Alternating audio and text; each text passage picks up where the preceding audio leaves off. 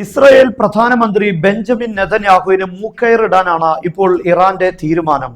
ഇറാന്റെ വിദേശകാര്യ മന്ത്രി അബ്ബാസ് അറാഖ്ചി ഇപ്പോൾ ഒരു പ്രസ്താവന നടത്തിയിട്ടുണ്ട്.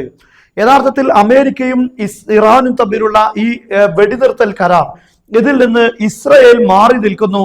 ഇസ്രായേലിനെ എപ്പോൾ വേണമെങ്കിലും ലെബനാനെ ആക്രമിക്കാം, ഇറാനെ ആക്രമിക്കാം എന്നുള്ള ഒരു രീതിയിലേക്കാണ് ഈ കരാർ പോകുന്നത്.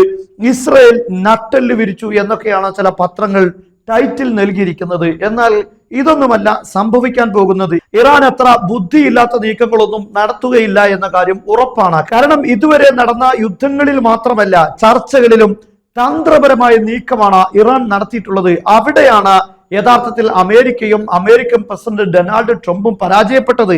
എന്നാൽ ഇപ്പോൾ അറാഖ്ചി, ഇറാന്റെ വിദേശകാര്യ മന്ത്രി, പറഞ്ഞിരിക്കുന്നത് ഈ വെടിനിർത്തൽ കരാറിൽ ഇപ്പോഴുള്ള ധാരണാപത്രം ഒപ്പുവെക്കാൻ പോകുന്നതിന് മുമ്പ് തന്നെയാണ് ആ കാര്യം പറഞ്ഞിരിക്കുന്നത്. ഈ കരാറിന്റെ രണ്ട് പാർട്ടികൾ, ഒന്ന് അമേരിക്കയും അതുപോലെ ഇസ്രയേലുമാണ്, രണ്ടാമത്തെ ഭാഗത്ത് ഇറാനും ഹിസ്ബുള്ളയുമാണ് എന്നാണ്.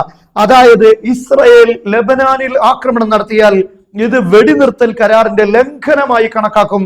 ഈ സമയം മുതൽ ആക്രമണം നടത്തിയാൽ ഈ ഒരു ധാരണാപത്രത്തിനോ അല്ലെങ്കിൽ വെടിനിർത്തൽ കരാറിനോ ഒരു പ്രസക്തിയും ഉണ്ടാവുകയില്ല എന്ന് ഇപ്പോൾ ഇറാന്റെ വിദേശകാര്യമന്ത്രി അബ്ബാസ് അറാഖ്ചി വ്യക്തമാക്കിയിരിക്കുകയാണ്.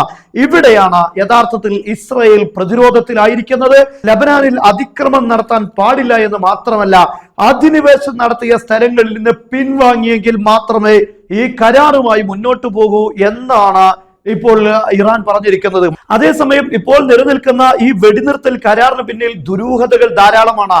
താൽക്കാലികമായി ഹോർമുസ് കടലിടുക്കിലൂടെ കപ്പലുകളെ കടത്തി ലോകത്തുണ്ടായിരിക്കുന്ന ഇന്ധനക്ഷാമം പരിഹരിക്കുക എന്നതാണോ, അതിനുവേണ്ടിയുള്ള ഒരു നീക്കമാണോ ഈ നടത്തുന്നത്? ഇങ്ങനെ പല ദുരൂഹതകളും നിലനിൽക്കുകയാണ്. എന്നാൽ ഇറാൻ ആവട്ടെ, ഈ ആദ്യമായി ഇറാന്റെ ഫ്രീസ് ചെയ്ത വലിയ ഒരു സംഖ്യ തിരിച്ചേൽപ്പിച്ചതിന് ശേഷം ആദ്യഘട്ടം അതായിരിക്കണം, അതിനുശേഷമേ ബാക്കിയുള്ള കാര്യങ്ങൾ തുടങ്ങൂ എന്ന തീരുമാനമാണ്. കാരണം അങ്ങനെ ഇന്ധന കപ്പലുകൾ നീക്കം നടത്തിയാൽ പോലും ഇറാൻ അത് വലിയൊരു ലാഭവും നേട്ടവുമായി മാറുകയാണെങ്കിൽ മാത്രമേ ഈ കരാർ തുടങ്ങാൻ തന്നെ ഇറാൻ പദ്ധതിയിടുന്നുള്ളൂ. മാത്രമല്ല, ഈ കരാറിനെ കുറിച്ച് ഉള്ള സംസാരങ്ങൾ നിലനിൽക്കുന്ന ഘട്ടത്തിൽ തന്നെ ചൈനയിൽ നിന്നും 2 കാർഗോ എയർപ്ലെയിനുകൾ ഇപ്പോൾ ഇറാനിൽ ലാൻഡ് ചെയ്തിരിക്കുകയാണ്. ഇതിന്റെ ട്രാൻസ്പോണ്ടർ ഓഫ് ചെയ്തുകൊണ്ടാണ് ഇറാനിലേക്ക് എത്തിയത് എന്നതാണ് ഏറ്റവും പ്രധാനപ്പെട്ട കാര്യം.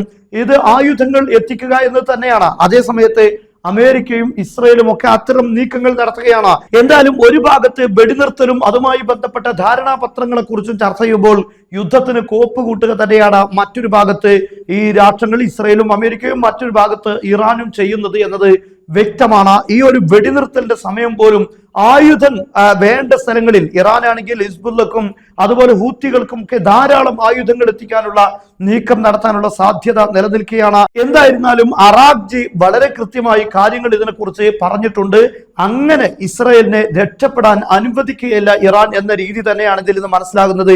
മറ്റൊരു ഭാഗത്ത് അമേരിക്കൻ പ്രസിഡന്റ് അവിടെയുള്ള വാർ മിനിസ്റ്റർ അടക്കം നീക്കം ചെയ്യാനുള്ള, സസ്പെൻഡ് ചെയ്യാനുള്ള ചില നീക്കങ്ങൾ നടത്തുന്നു. ഇറാനുമായിട്ടുള്ള ഈ കരാറിനെ എതിർത്തതിന്റെ പേരിലാണ് ഇത്തരം ഒരു നീക്കം നടത്തുന്നത് എന്നാണ് ഇസ്രയേലിന്റെ പത്രം യഹോം റിപ്പോർട്ട് ചെയ്യുന്നത്. സ്ത്രീകൾക്ക് വീട്ടിലിരുന്നും ഓൺലൈൻ വഴി ജോലി സാധ്യതകൾ വർദ്ധിച്ചുകൊണ്ടിരിക്കുന്ന ഈ സാഹചര്യത്തിൽ ഒരു ഇസ്ലാമിക് ശരിയ ഡിഗ്രിയുടെ, ഡിപ്ലോമയുടെ പ്രാധാന്യം വളരെ പ്രധാനപ്പെട്ടതാണ്. അത്തരത്തിലുള്ള അൽ ഫഖീഹ എന്ന ഒരു ശരീഅത്ത് ബിരുദം സംവിധാനിക്കുന്ന ഉത്തമ ഓൺലൈൻ സംവിധാനമാണ് മർക്കസ് അൽ ഫഖീഹ ഫോർ റിസർച്ച് ആൻഡ് സ്റ്റഡീസ്. കൂടുതൽ വിവരങ്ങൾക്ക് ഈ നമ്പറിൽ ബന്ധപ്പെടുക.